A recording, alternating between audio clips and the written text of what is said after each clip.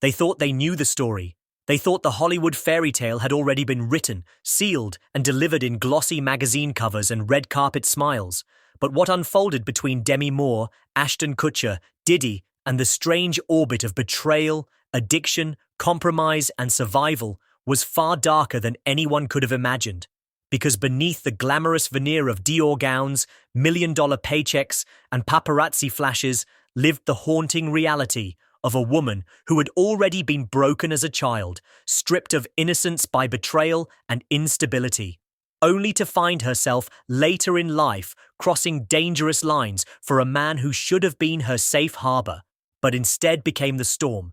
And this is the story of how Demi Moore's marriage to Ashton Kutcher, once framed as a daring love story that defied the odds of age and expectation, spiraled into one of the most harrowing cautionary tales in modern Hollywood history.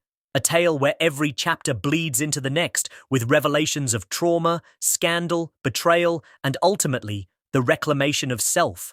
To understand it, you have to start at the beginning. Long before Ashton, long before Diddy, long before the tabloids even cared about Demi Moore. Back when she was simply Demetria Jean Gines, born November 11th, 1962 in Roswell, New Mexico. Not into security or privilege, but into chaos, poverty, and a constant state of displacement. Her biological father gone before she ever took her first breath. Her stepfather a man incapable of giving stability. Her parents drowning in alcohol and dysfunction, leaving young Demi to grow up fast. Too fast.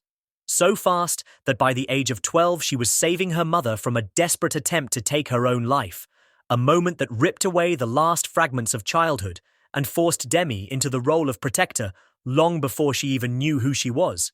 And at 15, the deepest cut came when her mother allowed an older man to pay to violate her, a betrayal so cruel it carved scars into her soul that would follow her into every relationship she would ever have, distorting her ability to trust, to love, to feel safe, to believe she was worthy of protection, and with school, no refuge, struggling with dyslexia, undergoing surgeries for crossed eyes, feeling unseen and unworthy, Demi dropped out at 16, determined to survive on her own, modeling, hustling, dreaming of escape.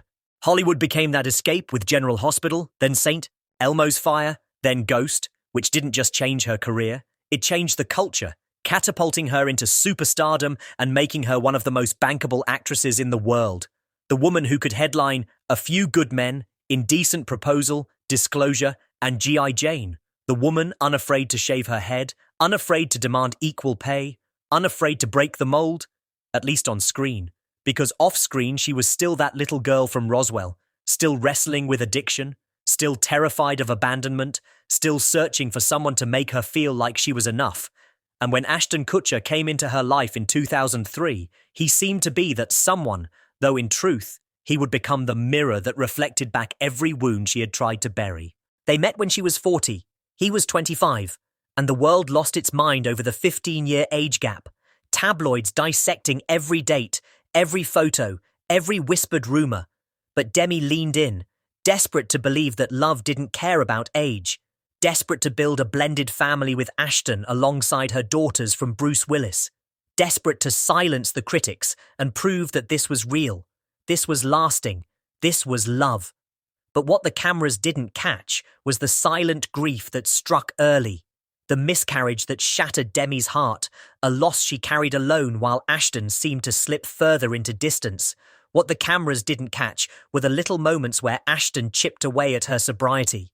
Like when he mocked the idea of alcoholism after she had spent decades sober. When he suggested moderation, as if her entire survival wasn't built on refusing that poison and wanting to please him, to be the fun younger girlfriend he thought he wanted. She drank again, unraveling years of recovery with a single sip, a single compromise, the first of many that would leave her hollowed out, and then came the threesomes, Ashton's idea, something he picked up during late nights in Diddy's orbit, where excess was currency and boundaries blurred until nothing sacred remained. And though Demi agreed, she admitted later it wasn't because she wanted to. It was because she didn't want to lose him, because she thought being the cool, experimental partner would keep him faithful. But instead it opened the door to betrayal, with Ashton eventually cheating and justifying it by pointing to those threesomes, as if her attempts to please him somehow invalidated her right to feel betrayed, as if her body and trust were negotiable, and they thought the worst was already over when Demi Moore collapsed into the abyss of addiction and heartbreak after AshtonKutcher's betrayal. But what followed was an even darker and more twisted chapter that exposed just how cruel Hollywood can be when love, power, and image collide. Because if part one of this saga was about the intoxicating allure of an age-defying love story, part two is about the brutal aftermath. The betrayals that kept surfacing years after the divorce, the shocking whispers that connected Ashton back to Diddy's infamous Hollywood scene, the fractured relationship between Demi and her daughters, and the excruciating public rebirth that forced her to confront demons that had been haunting her since childhood. When the marriage officially ended in 2013, after 2 years of bitter separation, it wasn't just a divorce decree. It was the public unraveling of one of Hollywood's most scrutinized unions, with Ashton already moving on with MilaKunis, while Demi found herself painted in the press as unstable, desperate, and discarded. Yet what few people knew was that behind those headlines, Demi was fighting for her life, barely surviving an overdose in 2012, where her heart nearly gave out, and her daughters Rumor, Scout, and Tallulah turned their backs on her, unable to watch the woman they loved spiral into oblivion. And it was this estrangement that cut deeper than any tabloid headline, because for Demi, the betrayal wasn't just Ashton's infidelity or his manipulations. It was the cruel irony that in fighting so hard to keep him, she had lost her children, the very beings she had once sacrificed everything to protect. Meanwhile, Ashton's image remained oddly untarnished, even as rumors circulated of his nights with Diddy, of wild parties where boundaries were tested, of a man who had perfected the art of maintaining a wholesome public brand while indulging in a far more dangerous private life. And Demi, left in the wreckage, could only watch as the man who shattered her was celebrated for starting a family with MilaKunis, hailed as a doting father, a Silicon Valley investor, a reformed party boy, while she was labeled the broken woman who couldn't keep him, a narrative that ignored the darker truths she would later reveal in her memoir, Inside Out. In those pages, she laid bare the reality of how Ashton encouraged her to drink after decades of sobriety, how he pressured her into sexual compromises she didn't want, how he dismissed her pain after her miscarriage, how he justified his cheating by weaponizing her attempts to please him, and while some dismissed her words as bitterness, others recognized them for what they were. A rare act of defiance in an industry that thrives on silence, especially from women who dare to speak against powerful men. But the story doesn't end with the book, because after its release, new layers of betrayal surfaced. Whispers from Hollywood insiders that suggested Ashton's relationship with Diddy ran deeper than anyone knew. Whispers that those infamous parties weren't just about excess, but about control, manipulation, and compromising situations that could later be used as leverage.